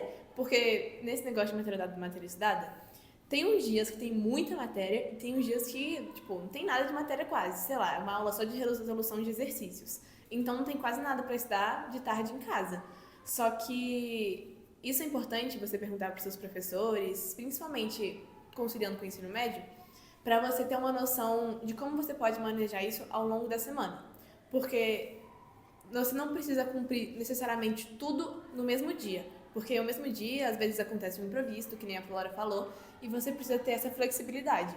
Mas ao longo da semana, é interessante você tentar meio que cumprir todas as suas metas da semana. Então, eu pessoalmente tinha metas estabelecidas para cada dia, que era tipo, ver 1 hora de videoaula de português, 1 hora de videoaula de matemática. Isso não no mesmo dia, de acordo com as matérias para cada dia, no caso. E estudar matéria dada, matéria estudada. E se eu não conseguisse, eu recuperava no final de semana. Perfeito, perfeito. Pô, maravilha. Vimos aqui um monte de tópicos relacionados à arquitetura da revisão. Então, acho que por enquanto está ótimo. Eu vejo você no próximo bloco para a gente tratar de questões mais técnicas, evoluir essa conversa. Agradeço mais uma vez a sua presença e um abraço. Fala, meus amigos. Voltamos aqui para o nosso terceiro e último bloco. Vamos falar de questões práticas, questões do dia a dia, que muitas vezes vão envolver todo esse processo e que ficam de lado na discussão, mas que são tão importantes quanto, certo? Então, eu convido agora meus colegas a falar sobre simulados, porque nós falamos por cima, né? A gente conversou sobre planejamento, arquitetura, já recapitulando o que a gente trouxe aqui, falamos sobre muitas coisas, eles estiveram presentes, mas a gente ainda não falou a fundo sobre essa peça tão importante, é muito importante. Então a gente vai trazer a perspectiva de cada um aqui sobre a importância do simulado, como fazer, quando. É claro que a gente vai ter diversas perspectivas e vocês vão ver a riqueza dessa discussão. Então vou começar com a Flora. Flora, o que foram os simulados na sua preparação e na sua revisão? Como, quando, importância, tudo. Bom, eu acho que o simulado ele é fundamental na sua preparação, porque ele te dá um diagnóstico ali do seu estudo, né? Então, o simulado para mim, ele era meio sagrado. Tipo, eu fazia o simulado exatamente como se fosse o dia da prova. Então, eu levava o mesmo lanche que eu ia levar no dia da prova, até identidade eu levava, caneta preta, fazia tudo igual. A quantidade de vezes que eu saía de sala para ir ao banheiro e tal, tudo era igual o dia da prova, porque eu realmente queria me sentir segura em relação a isso. E o simulado, tipo, quando você está fazendo o simulado ao longo do ano, às vezes você não recebe um resultado tão favorável que você fala, nossa, com essa nota eu passaria. E você pode ficar meio chateado com isso. Só que eu acho que, na verdade, quando você faz um simulado e você vai mal ou você não tira o resultado que você estava esperando, isso é muito positivo porque você tem a chance de ver o que você está errando e o que você pode melhorar. Então, é uma forma de diagnóstico também, né? Então, é uma chance de você ver aonde você está errando e de melhorar aquilo no seu estudo, assim. Então, eu acho que o simulado ele é muito, muito importante. E não necessariamente só pela quantidade de acertos, mas sim pelo que você vai fazer com aquele resultado do simulado. Então, eu acho muito importante. E é muito importante ter uma frequência de simulado ali. Então, tentar ao máximo fazer toda semana, eu acho que é importante. Perfeito, obrigado. Então a gente vê que ela traz o quê? Claro, uma riqueza de detalhes, mas eu vejo 2 pontos muito importantes, que é garantir essa imersão. Para ela, é muito importante garantir a imersão, né? Ali você está próximo do que seria no seu momento de prova. E vamos ver o que os outros acham. Talvez nem todos tenham essa necessidade de imersão, então a gente vai avaliar. E também eu vi outra coisa muito importante, que é o simulado ele não é só uma forma de obter métricas, ele é uma forma de fazer filtragem do que você está fazendo, filtrar os seus erros, o que você aprendeu de verdade, o que você precisa fixar. Então não se preocupem, não se prendam só em métricas. E aí eu quero saber de você também, qual a importância do simulado para você como métrica, como filtragem, se você buscava imersão, se você catalogava também, tudo isso, diga pra gente. Cara, é importante falar que o simulado também era muito importante na minha preparação. Eu costumava fazer simulados todo fim de semana do Enem. E mais pro fim da preparação, chegando próximo da prova da UNB, cheguei a fazer 20 anos de prova da UNB. Então, assim, eu fazia mais prova do que a média, que eu considero, às vezes os vestibulantes não fazem tantas provas antigas assim, mas eu considero que foi um ponto alto do meu estudo, que eu dominei ali a prova da UNB, eu sabia bastante dos blocos que estariam no dia oficial da minha prova, porque eu já tinha visto eles em provas antigas. Eu dava muita importância para o simulado, não só para o simulado, mas também para a prova antiga, porque tem essa distinção, né? Simulados e provas antigas. Maravilha, cara. Então, essa distinção, entre em detalhes pra gente, porque ela é tão importante. O simulado, muitas vezes, feito por outra instituição e a prova antiga, principalmente no vestibular tradicional, que não tem tantas fontes. Cara, então, primeiramente, a prova antiga, na minha opinião, acho que seria um degrau acima. O simulado é bom por conta dessa questão que a Flora falou, de você simular exatamente o dia de prova. Então, levar o lanche que você levava. No caso, eu não levava lanche, só levava uma garrafa d'água. E às vezes nem tomava água.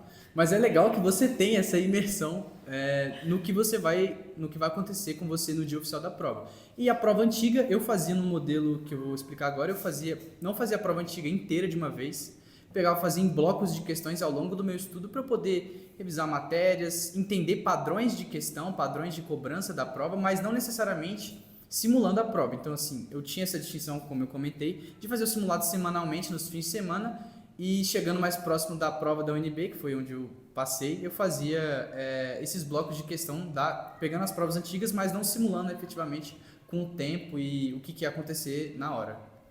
Maravilha, cara. Gostei da sua distinção. Vou trazer aqui para o Isaac complementar como foi o uso dos simulados e essa dinâmica para você. Cara, os simulados, primeira metade do ano eu fazia toda semana. Como a Flora falou também, sempre tentar simular realmente como vai ser o dia do Enem, porque essa é a chance, na minha opinião, que você tem para você ver onde você está, cara. Porque o simulado é a melhor maneira de a gente perceber onde a gente tem que melhorar, ver o nosso tempo. Muitas pessoas, principalmente matemática, reclamam não tem tempo para fazer a prova inteira de matemática. Então, o simulado é a hora para você realmente medir isso, ver onde você tem que ajustar para você poder ter a melhor prova possível. A gente corta essa parte. Tá. Responde de novo. O simulado realmente é a melhor hora para você ver o que você tem que melhorar para você ter a melhor prova possível. Outra coisa dos simulados, semelhante ao que o Matheus falou, eu no final do ano, mais para uma logística do cursinho, a material que ele oferecia, eu fazia muitas questões antigas e não na estrutura de simulado. Então eu pegava o material, ele separava por blocos de conteúdo, então eletroquímica, aí todas as questões do Enem nos últimos 5 anos de eletroquímica. Então eu separava por conteúdo, mas por causa do cursinho mesmo. Porém, eu aconselho fazer os simulados. É algo que também, de novo, eu não fiz, porém eu percebi, vendo os meus colegas e na faculdade também, e conversando com pessoas bem-sucedidas nessa área, que o simulado ele é essencial. Eu fazia sempre que o cursinho oferecia presencial, o simulado, e para mim foi algo que mudou o jeito que eu fazia a prova. Por exemplo, no começo do ano eu ia no banheiro 1, 2 vezes. No final do ano eu comecei a perceber que para mim o ideal era ir 5. Eu no Enem eu fui 5 vezes. Eu fazia 15 questões e ia no banheiro, velho.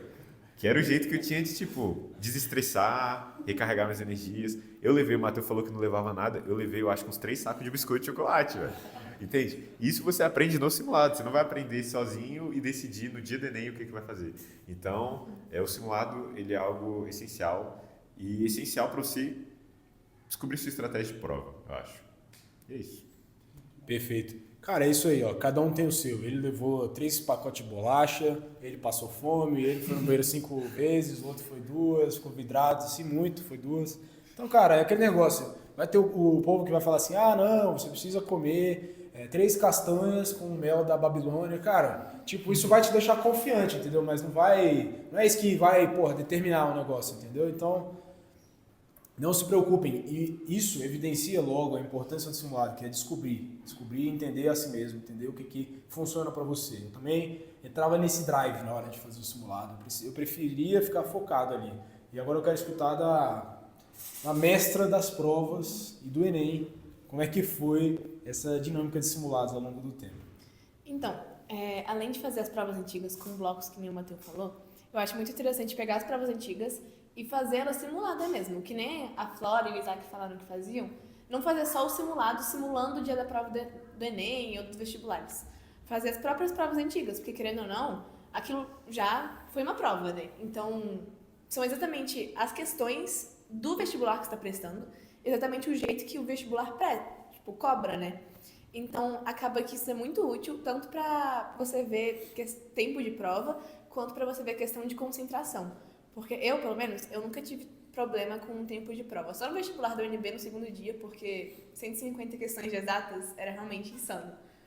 Mas eu tinha muito problema de ficar 5 horas sentada fazendo uma prova. Porque, estudar eu conseguia tranquilamente também não.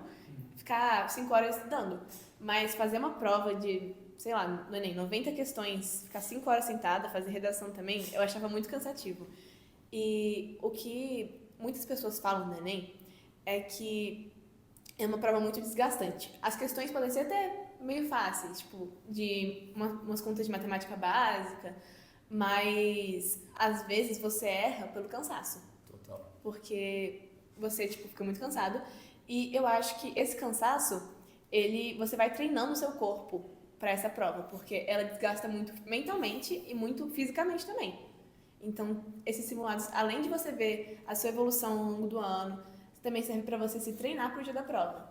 E outra coisa que eu achei muito interessante é que todo mundo começou a fazer os simulados e as provas antigas mais ou menos no início do ano, né?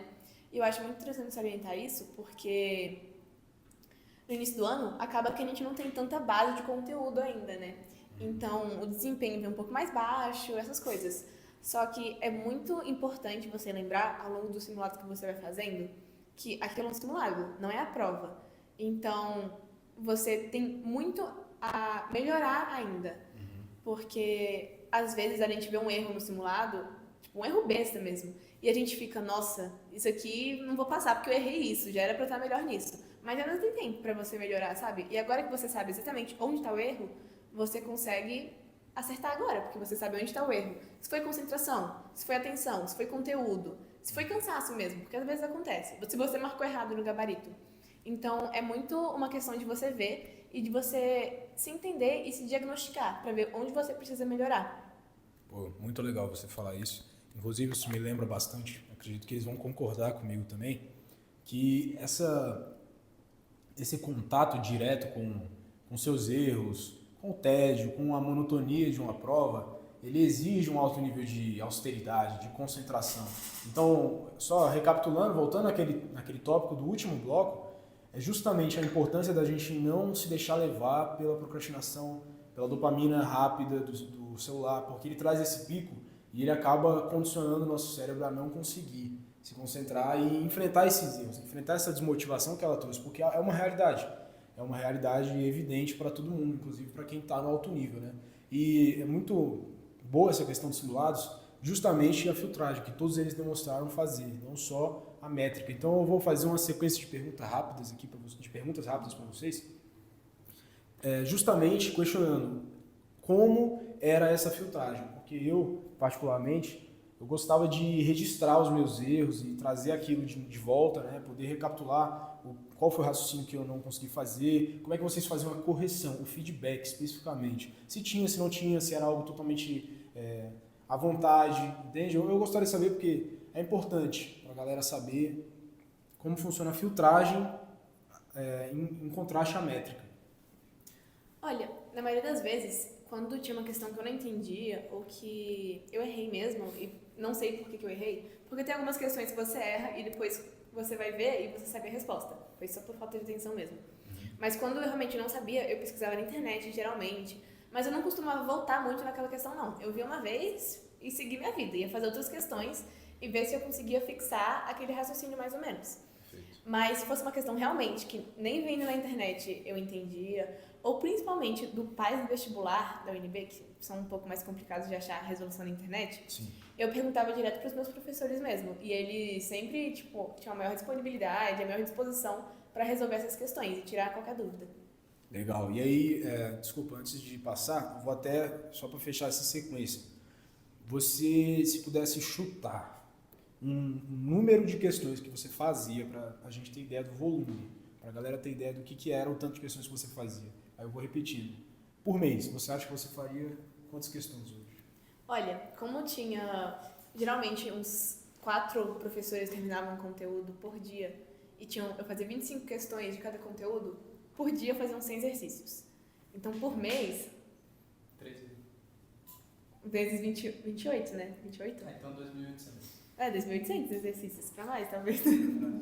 Ali nessa média, né? De É. milhares de exercícios por mês. Sem contar as provas antigas, né? Pois é, então tô vendo aí, né? Rapadura é doce, mas não é mole não. Nossa.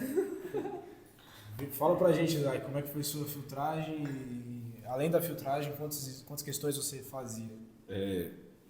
Na parte da filtragem, eu acho que eu usava mais para ver qual área estava deficitário. Não tanto conteúdo, que querendo ou não, simulados às vezes alguns cobram conteúdo e outros não. Então, eu sempre corrigia todos os simulados, eu acho que essa é a parte mais fulcral, você tem que corrigir. Muitas pessoas às vezes fazem e não corrigem, sendo que é na correção que você mais vai aprender. Então, corrigia todos, via na internet. Se eu não entendesse na internet, mesma coisa, professor.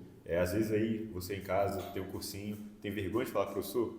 Cara, não pode, porque querendo ou não, você paga por isso. E é onde você mais vai aprender. Ter ali a sua explicação ao vivo, geralmente é um diferencial. E na parte de quantidade de questões, eu não fazia 100 por dia. Eu tenho vida social, galera. Então, umas 60, 70, eu acho que sim. Mas é isso. Então, 70% que a Manuela fazia. Um pouquinho, só 70, né? 70% do resultado. Corta isso. Corta. Editor. Vai cortar isso.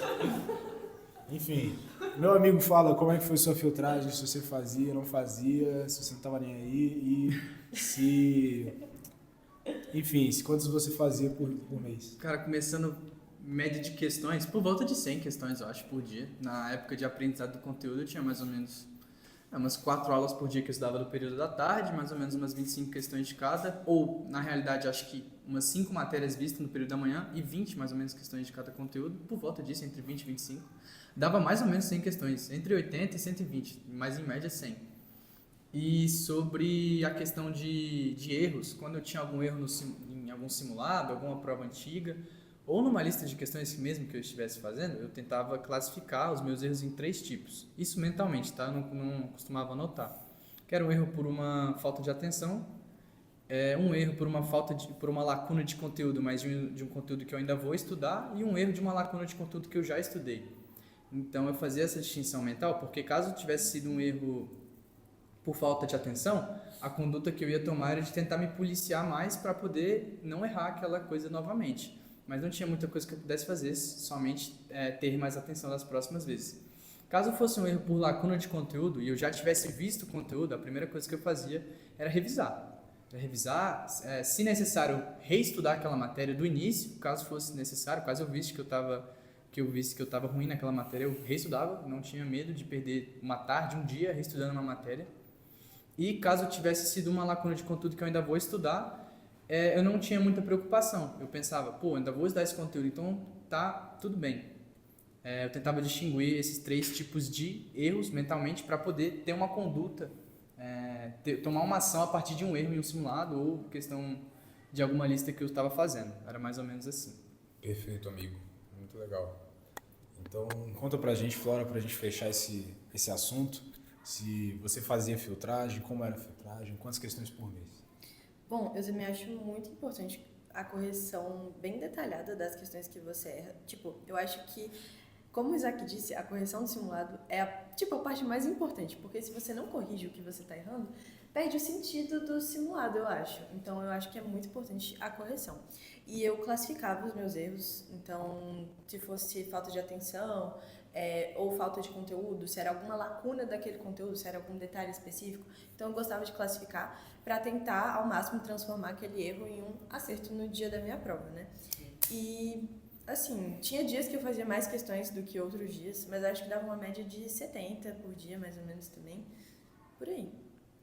Muito legal. Uma coisa que eu queria pontuar, eu esqueci de comentar, mas normalmente, assim, algum erro que eu percebia que eu pudesse cometer de novo, alguma questão muito boa que eu vi, talvez não um erro, mas alguma questão boa que eu tivesse visto, tivesse acertado e falasse, caraca, essa questão tem um raciocínio muito legal.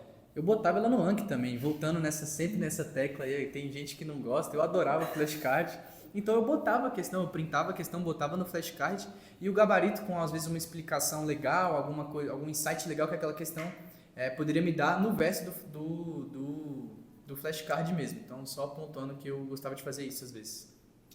Maravilha, meus amigos. Então, prosseguindo, falando de simulado, a gente já está em uma aba de performance máxima, certo? Então, eu vou trazer para eles uma abordagem que vai servir a vocês, que é, se hoje vocês têm um mentorado, um amigo, um irmão que ainda está se sentindo perdido, ele quer buscar um resultado do máximo que ele puder, ele quer alavancar a capacidade dele, independente do ponto que ele estiver. Claro, isso faz uma diferença, mas falando aqui num contexto mais geral, quais são as práticas que a gente buscaria nesse caso, levando em consideração que nós estamos em agosto, pensando em provas daqui cerca de 3 meses, 4 meses. Se você tem um irmão, um mentorado, um amigo, o que você vai orientar para que ele chegue nesse alto desempenho dentro do tempo que é cabível, que é possível agora? Claro, pensando num resultado também a longo prazo, mas com esse momento de emergência, digamos. Então, eu começo pela Flora. Cara, eu acho que considerando que a gente está em agosto, dá tempo de fazer muita coisa ainda. Se você tiver o planejamento certinho, a organização certinha, você consegue evoluir bastante até o dia das provas e tal. Então, acho que ainda tem um tempo muito bom.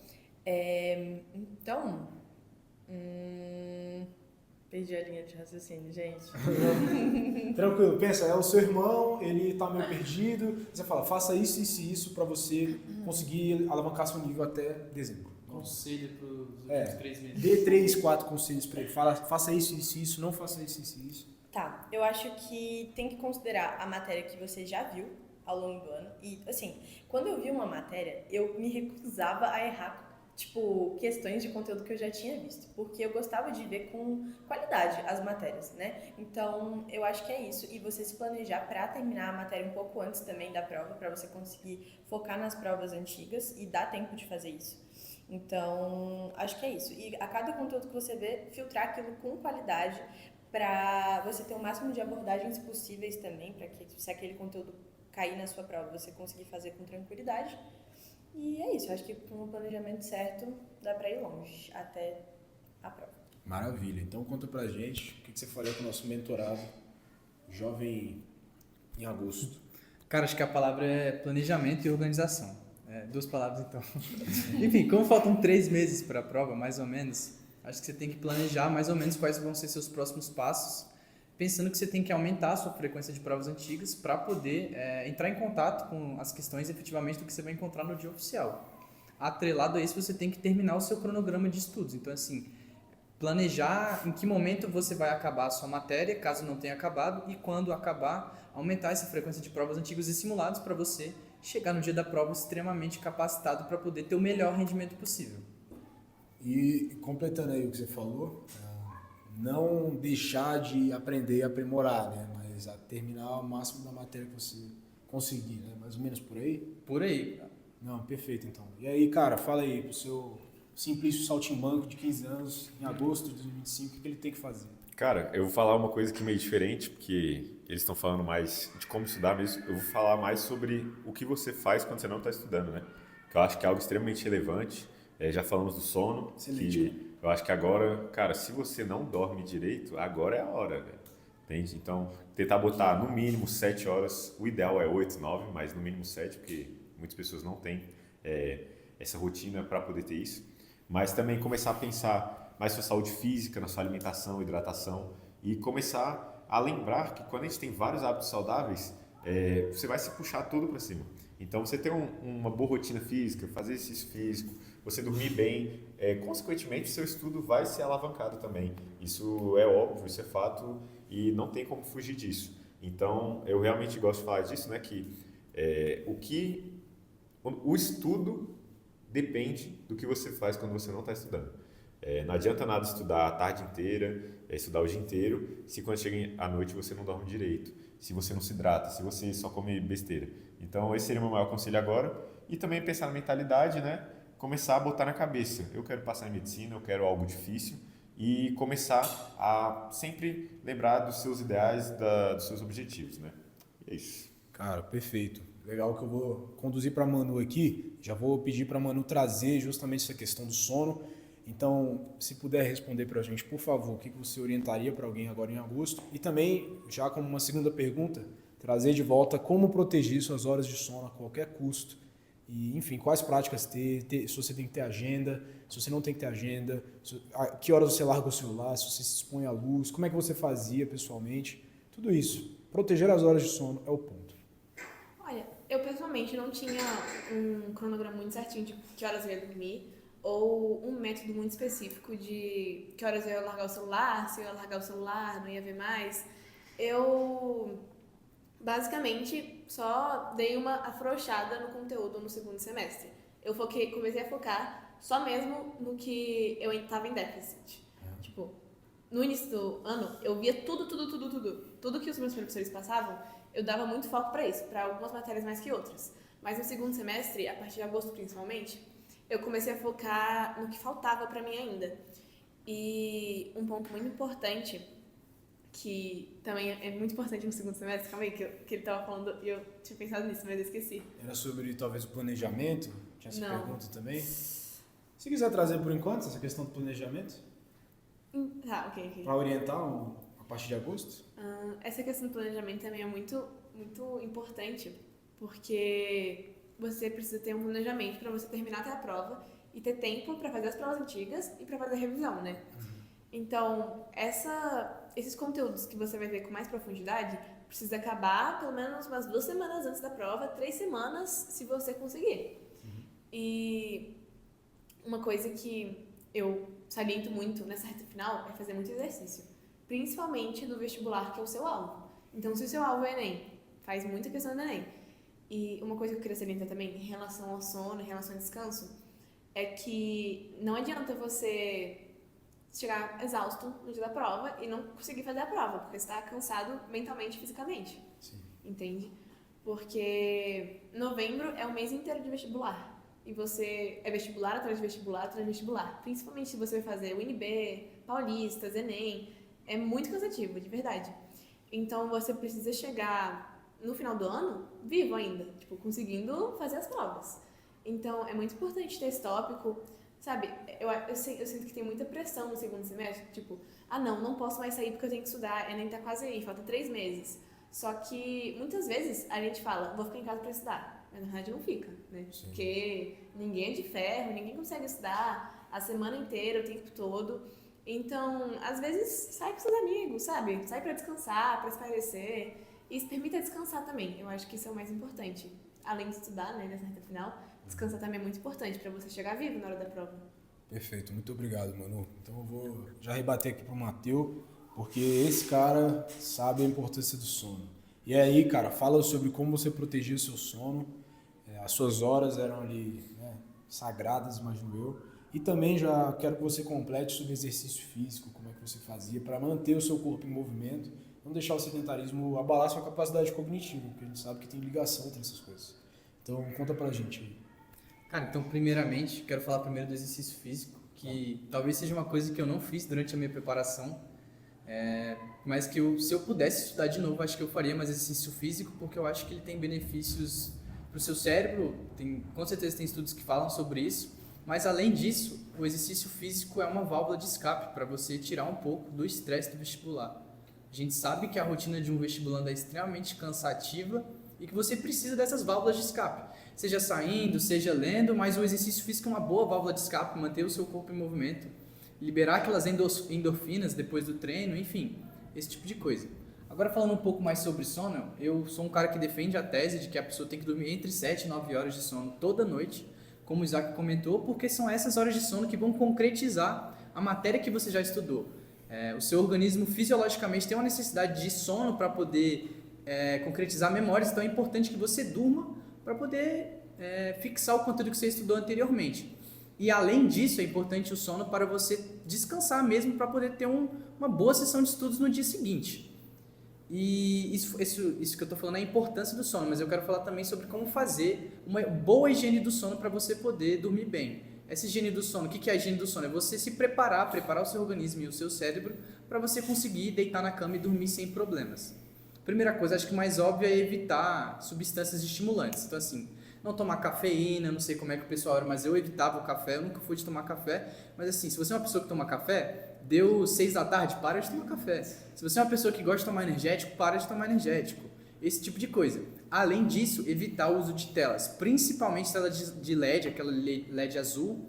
Tanto é que hoje em dia, os telefones já têm aquela função, quando vai chegando 6 da tarde, 8 horas, 7, 8 horas, os telefones têm aquela função de botar aquela luz mais amarelada. O meu tem isso. O meu também tem isso porque o seu cérebro entende que essa luz amarelada já é o sinal de dormir. Isso por questão evolutiva, antigamente o Homo sapiens tinha uma fogueira lá no meio, então assim, isso é mais fisiológico. A fogueira não era azul, né? A fogueira não era azul, e o azul demora, o seu corpo vai entender que tem que liberar melatonina, que é o hormônio do sono, um pouco mais pra frente.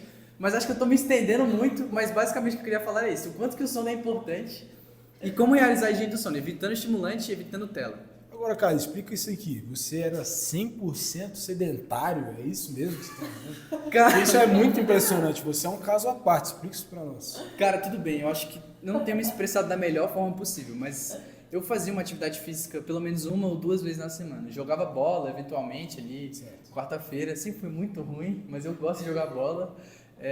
Às vezes fazia musculação, sei que o Isaac gosta de fazer musculação, às vezes eu frequentava a academia para poder me exercitar. Não era um hábito muito constante, eu não ia todos os dias, mas eventualmente era interessante. E justamente por essa questão de tirar o estresse do estudo, mais por conta disso. Mas eu me considerava uma pessoa sedentária durante os anos de preparação, sim, mas como eu falei, é um erro. Acho que é legal você se exercitar, acho que só tem benefícios. Perfeito. Então, cara, vou completar aqui com a Flora. Como é que foi exercício e sono pra você? Alimentação também, se você quiser completar, essas questões físicas mesmo. Maravilha. Cara, em relação ao exercício físico, foi pouco. Eu fazia pouco Sedentarismo exercício aqui. físico. Então, assim, devia ter feito mais. Eu acho que isso é um erro, porque eu acho que o exercício físico, ele realmente te ajuda muito a ter um estudo melhor, assim. Eu acho que você ficar muitas horas sentado, estudando muito, tipo... Enfim, é muito cansativo, então é muito importante o seu corpo estar em movimento. Não praticava muito isso, mas deveria.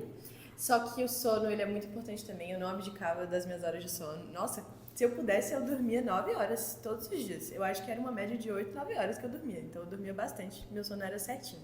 Só que eu tomava muito café. Tipo, eu sempre tomei muito café, eu tomava energético. Só que eu tinha uma regra que era assim, a partir de 3 da tarde eu não tomo mais café, porque senão eu não ia conseguir dormir direito. Então, eu parava com o café e com o energético a partir das 3. Acho que é isso. Perfeito. Então, desse assunto aqui, sintetizamos. Dormir é bom, é gostoso, é importante. Durma, para de scrollar. E aí, agora, chegando nos nossos finalmente, eu quero abordar 2 questões extremamente importantes aqui, que levam mais para o lado psicológico e envolvem o quê? A grande pergunta, como manter o controle e não surtar? Isso é uma questão que cada um vai lidar à sua maneira, mas eu adoraria escutar. Tenho certeza que vocês vão aproveitar muito de escutar conselhos de pessoas que não surtaram ou se surtaram, deram uma volta por cima e conseguiram chegar lá. Então eu começo por aí com a Manu. Como é que foi isso? Como não surtar, Manu? Olha, esse negócio de descanso que eu disse é porque eu sofri na pele mesmo. Eu passei pra segunda fase da FUVEST no meio de dezembro e eu não aguentava mais estudar. De verdade, não aguentava mais. E eu cheguei na prova exausta. Então, uma coisa que, mesmo quando eu estava cansada, a gente precisava continuar estudando, né? Porque não dava para parar simplesmente de estudar. E uma coisa que me ajudava muito a continuar e não simplesmente empacar era pensar como seria o dia da recepção de calouros e como que eu me sentiria no dia que eu visse meu nome na lista. E isso sempre me motivava muito e, de verdade, mesmo que eu tenha imaginado várias vezes como seria isso na minha cabeça, o dia em si ultrapassou todas as minhas expectativas. Então, uma coisa que ajuda muito a gente se manter nos firmes objetivos é pensar em como que você vai estar no ano que vem, entendeu?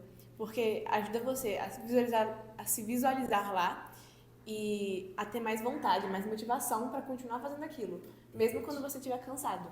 Legal. Porque é importante descansar, mas não dá pra parar. E pense assim, você vai poder descansar depois que você passar também, né? Amém.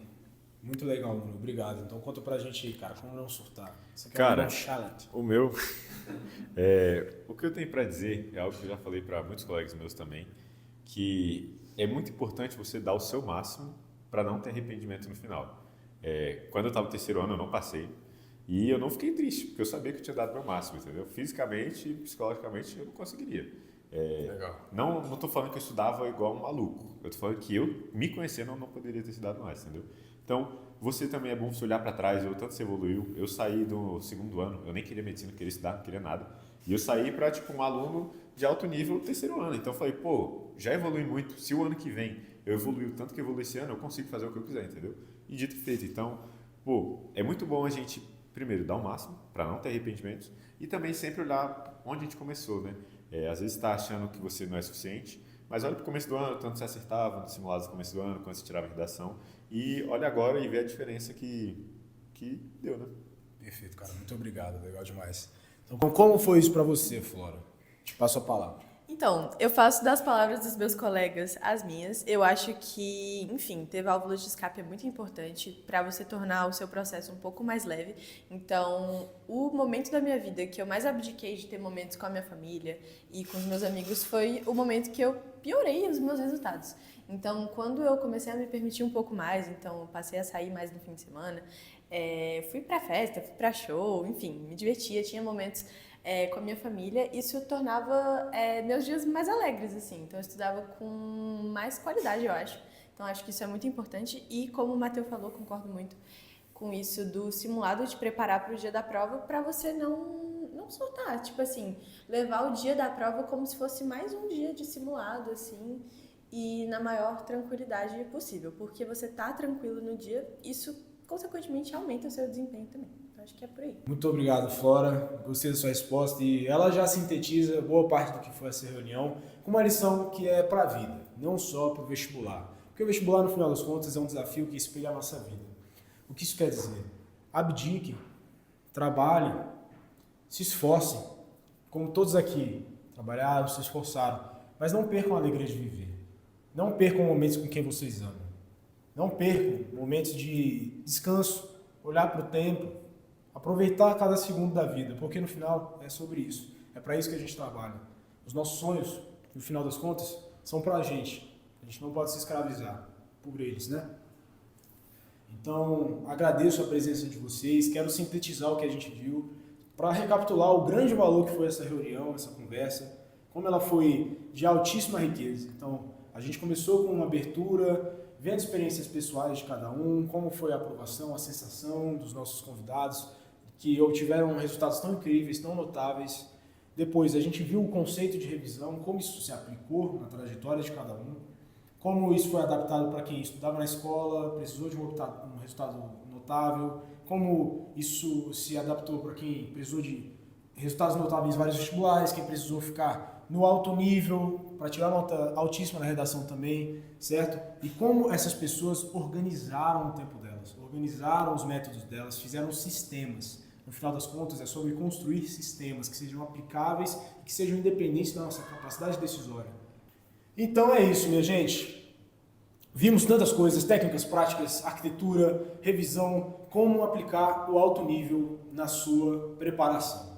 Se você gostou desse conteúdo, se você achou que ele teve grande valiosidade para você, se ele teve riqueza que foi agregada na sua preparação, no seu aprendizado, nem se preocupe, porque isso é só o início, meu amigo. Você, ao observar a técnica que cada um aprovou aqui, que cada um usou para ser aprovado, eu digo, você também tem acesso aos flashcards, você tem acesso a tantos outros recursos que nós damos aqui para vocês, e isso é só o início.